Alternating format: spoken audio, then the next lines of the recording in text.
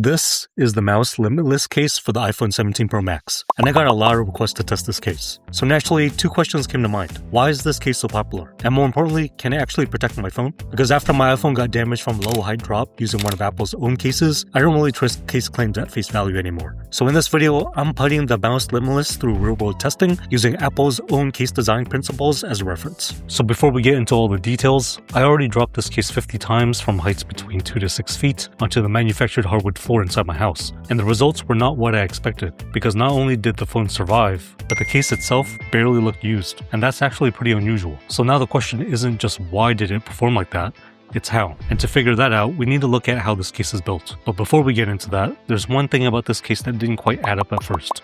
Mous isn't just a new brand. They've been around since 2014, and the Limitless line has been around since 2016. So this isn't just some random case that just showed up on Amazon. But what surprised me is that it's labeled as a frequently returned product, and that didn't really make sense at first, until I realized this case comes in a lot of different finishes: fabric, carbon fiber, wood. So depending on which one you order, the feel of the case can be completely different. And if you weren't expecting that, I can see why someone would return it. But once you understand what you're actually getting, the rest of the design starts to make a lot more sense. And this is where things start to explain what we saw earlier. You've got a rigid polycarbonate backplate, TPU along the edges, a really nice microfiber lining on the inner side of the case, and Mous's AeroShock material in the corners, which looks similar to TPE used in other cases. The camera ring is built directly into the backplate, so instead of being a separate piece, it's completely rigid. And at first, that actually raised a bit of a concern for me, because sometimes if a case is too rigid, it can transfer more impact instead of absorbing it, which is exactly what happened to my iPhone with Apple's clear case. But the way this case is designed, it's trying to solve that exact problem, because when your phone hits the ground, it's not just about absorbing impact, it's about controlling how that force spreads. AeroShock is designed to slow that impact down, so instead of a hard stop, the energy gets dispersed, and that's only part of it, because the physical design of the case is doing just as much work. The front lip is raised more at the corners and slightly lower along the sides, which is actually a really smart balance, because it protects the screen during a fall without getting in the way of swipe gestures, and the corners themselves are slightly raised with extra TPU material, so when the phone lands, those corners take most of the impact. So when you combine the materials with these design choices, it starts to explain what we saw earlier on the drop test. Now once you move past drop protection, let's talk about how this case actually feels to use day to day, and overall, it's a really solid experience. The buttons are built into the case. They're not swappable, but honestly, I prefer this, because they feel solid, clicky, and consistent. There's no rattling, which you sometimes get with swappable buttons.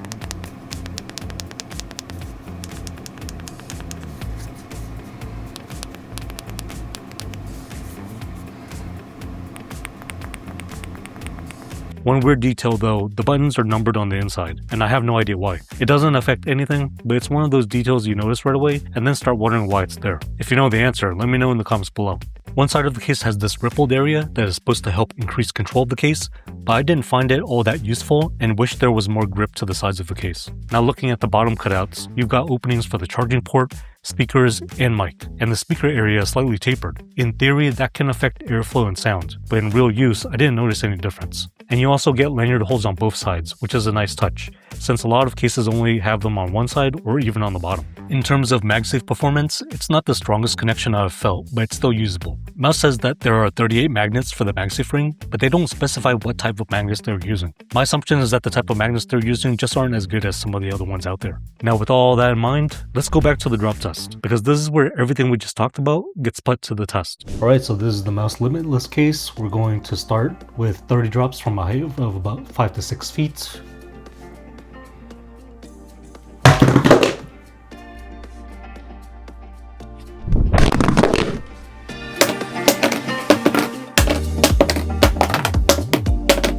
So normally I pause after 10 drops to show you guys the condition of the case on the phone after that. We're just going to go all the way to 30 since it looks like it's still in pretty good condition. By the way, if you like seeing these real-world drop tests and want to support the channel, make sure to like the video and subscribe. Also, let me know down in the comments what case you'd like to see me review next. This is drop number 21.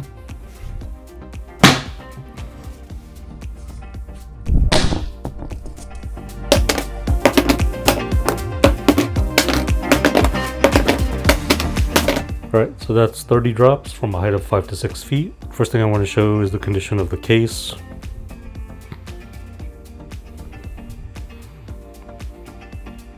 The corners are usually the parts that get beat up the most. You can see here there's some fraying Look on the top edges of the case, a little bit on the bottom. Same thing here.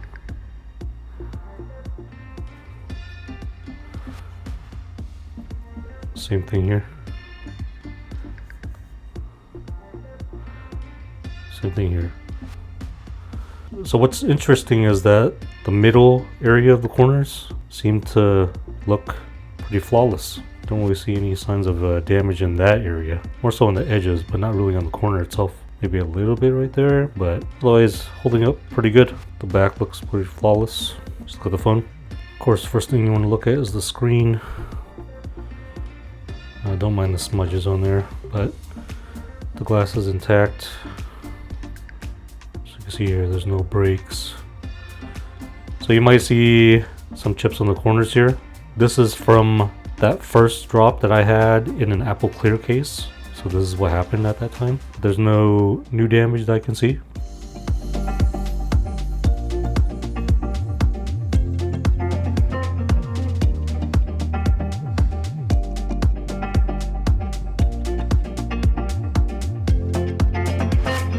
See, everything's working as it should. So we're gonna go do the 10 off the bed, 10 off the desk.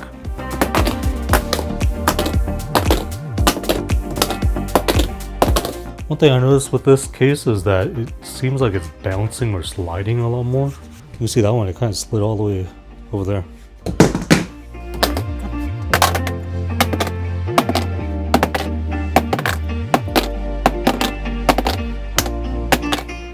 Alright, so that is a total of 50 drops. Let's just look at the case first.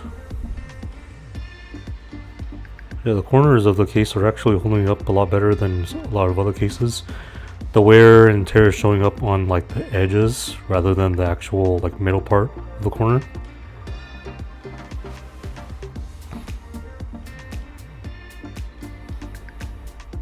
Just pretty good.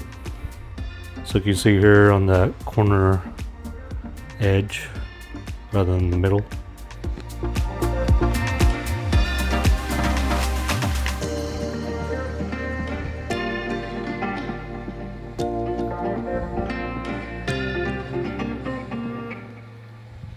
Going into this, I was expecting to see at least something go wrong. Maybe the case slipping off, maybe visible wear on the corners, something. But throughout all 50 drops, the case never slipped off the phone, not once, and after all that, there was no new damage to the iPhone. But what surprised me the most was the condition of the case itself, because usually after this many drops, you start to see heavy scuffing on the corners. But here, the wear was minimal, just light marks on the edges, nothing major. And that's actually harder to pull off than it sounds, because a lot of cases can protect your phone, but they don't look good after doing it. This one somehow managed to do both. So after all that, here are my final thoughts. At around $70, this is definitely a premium case. So if I'm paying that much, I expect a few things. It needs to look good, it needs to protect my phone, it shouldn't add too much bulk, and it should come from a brand I can trust. And the Mous Limitless can actually deliver on all of that. It's not perfect. For example, I wish there was a kickstand here, but outside of that, this is one of the most well-rounded cases I've tested. Now, if you're looking for other cases that can handle this kind of drop testing, but maybe with a different design or price point, you should check out my full review of the Dbrand Tech case right here.